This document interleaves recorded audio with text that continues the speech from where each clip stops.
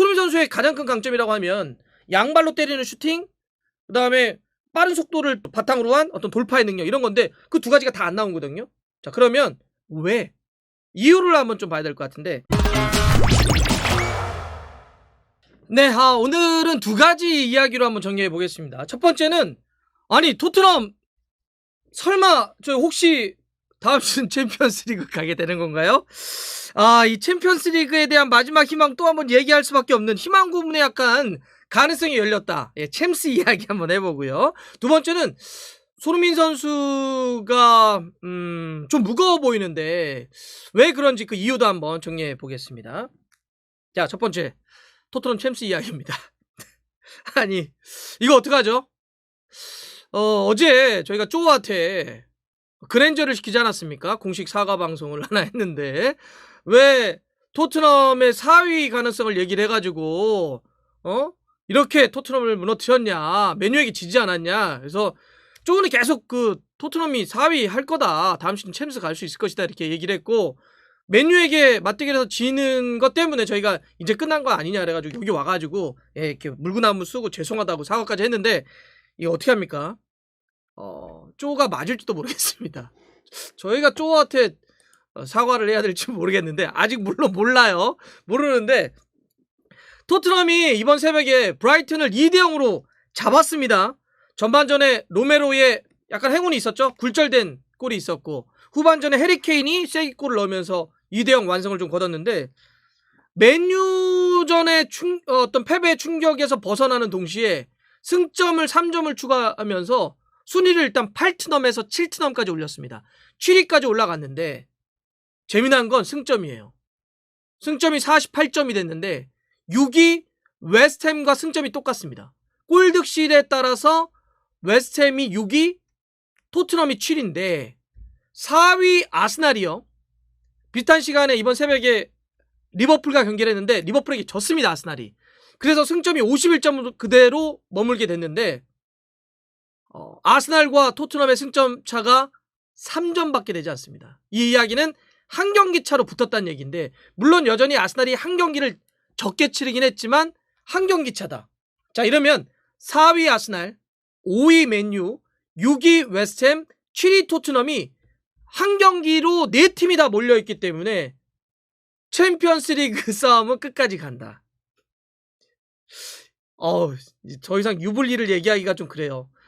물론 토트넘이 뭐 지금 이걸 뒤집어서 올라가려면 바짝바짝 올라가긴 해야 되겠지만 토트넘도 마지막 끈을 다시 잡았다, 이렇게 말씀드릴 수 있을 것 같습니다. 쪼 다시 한번 좀 불러야 될 것 같습니다. 네. 근데 더 재미난 게 뭔지 아세요, 여러분?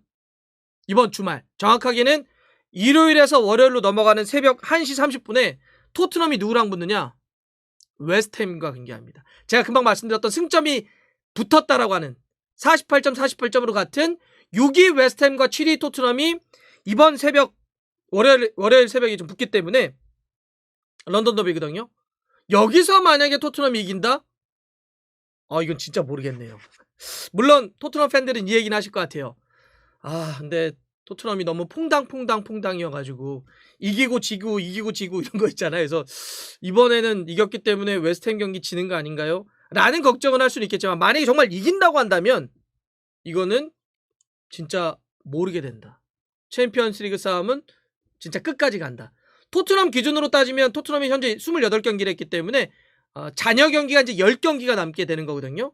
10경기면 그리고 승점 3점 차이라고 한다면 이건 모르죠.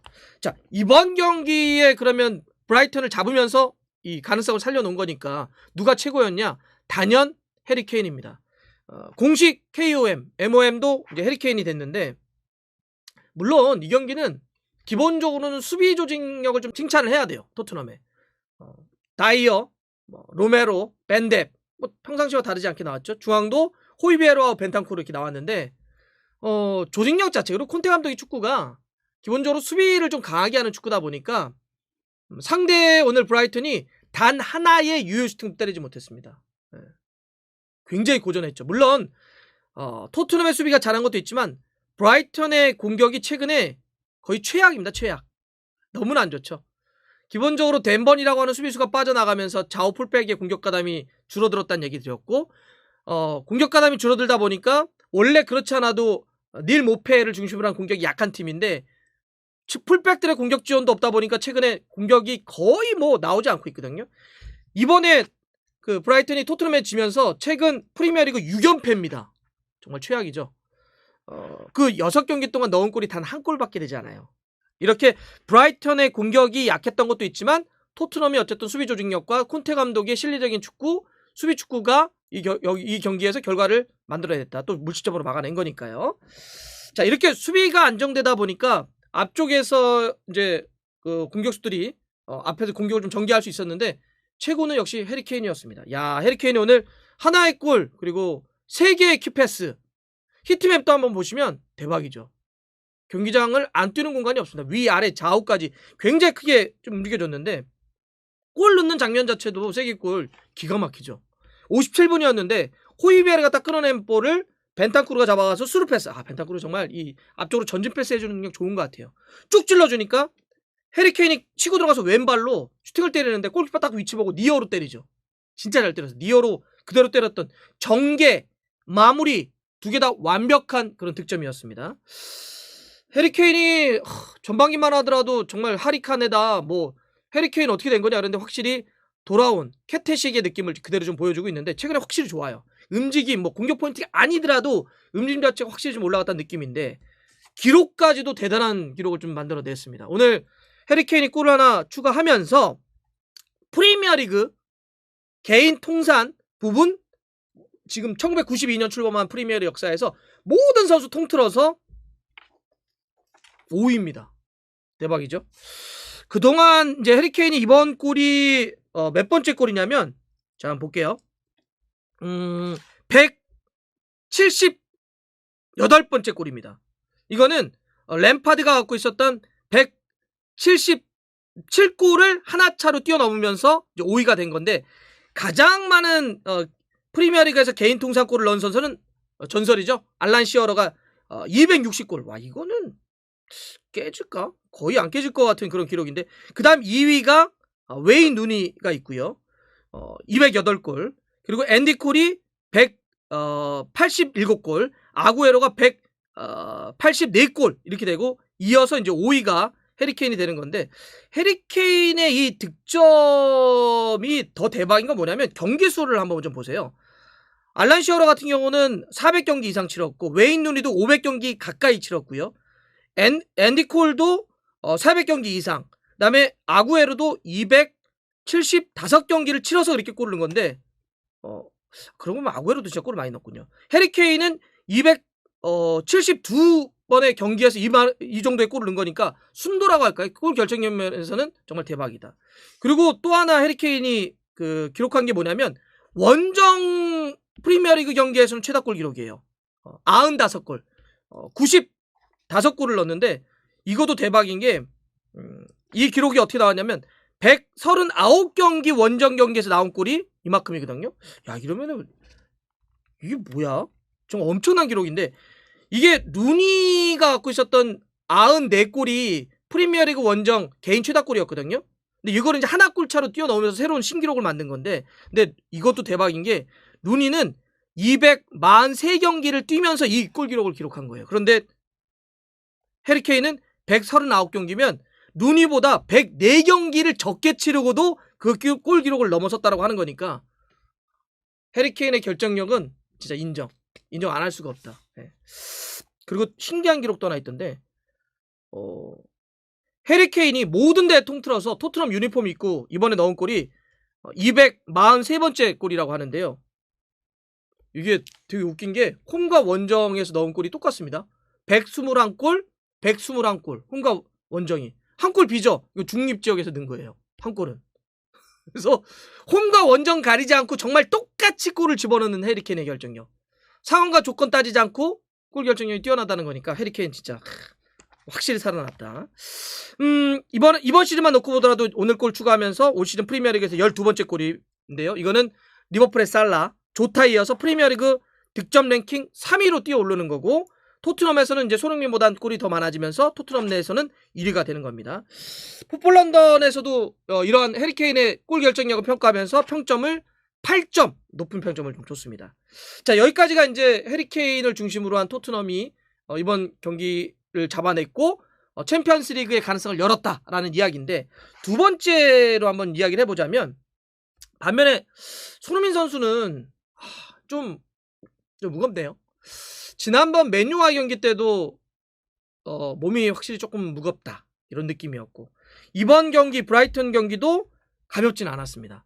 물론 이제 그 선제골이 들어갔던 39분에 손흥민 선수가 내준 연결, 쿨룹세스키가 때려서 그게 그대로 들어갔으면 어시스트였지만 때린 볼이 로메로 받고 굴절되는 과정이 있었습니다. 그래서 이 첫 번째 골 과정에서는 손흥민 선수의 플레이가 관여가 좀 되긴 했었지만, 전체적으로 놓고 봤을 때는 가볍다고 보기 좀 어려울 것 같아요. 일단 이번 경기에 유효 슈팅이나 빗나간 슈팅 자체가 없습니다. 그냥 슈팅 때렸는데 블록된 거 있죠. 블록된 슈팅 하나만 기록되어 있어요. 어쨌든 포지션이 공격 포지션이라고 하나 놓고 봤을 때는 좀 아쉽죠. 예. 지난번 맨유 경기 때도 그랬고, 또 하나 이번에 보면 드리블 시도 자체가 없어요.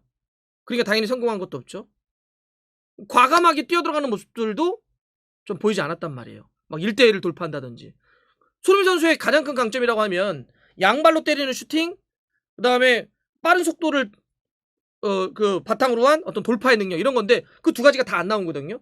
자, 그러면 왜? 이유를 한번 좀 봐야 될 것 같은데, 저는 크게 한 3가지 정도로 한번 좀 볼게요. 첫 번째는 체력적으로 확실히 좀 부담감을 느끼는 것 같아요. 여러분들 그 1월에 경기하다가 부상당했었잖아요. 그리고 한 달 정도를 못 뛰었습니다. 한 달 정도를 재활 치료하고 복귀를 했는데 곧장 선발로 뛰었어요. 왜냐하면 지금 토트넘의 선수가 별로 없잖아요. 뎁스가 얇다 보니까 팀이 급하니까 복귀하자마자 선발이었고, 그리고 매 경기를 계속 지금 뛰고 있단 말이에요. 그러다가 중간에 FA컵 경기에서는 120분을 또 소화를 했어요. 지금 쉬지 않고 계속 지금 나오고 있는 거죠. 사실 로테이션을 좀 돌려준다든지 휴식을 좀 주면 좋은데, 이 경기 앞두고 콘테 감독도 그런 얘기를 했잖아요. 아니, 지금 이런 상황에서 손흥민을 선발해서 제외하는 결정을 누가 하냐. 그건 굉장히 크레이지한 결정이다. 난 그런 결정을 할 수가 없다.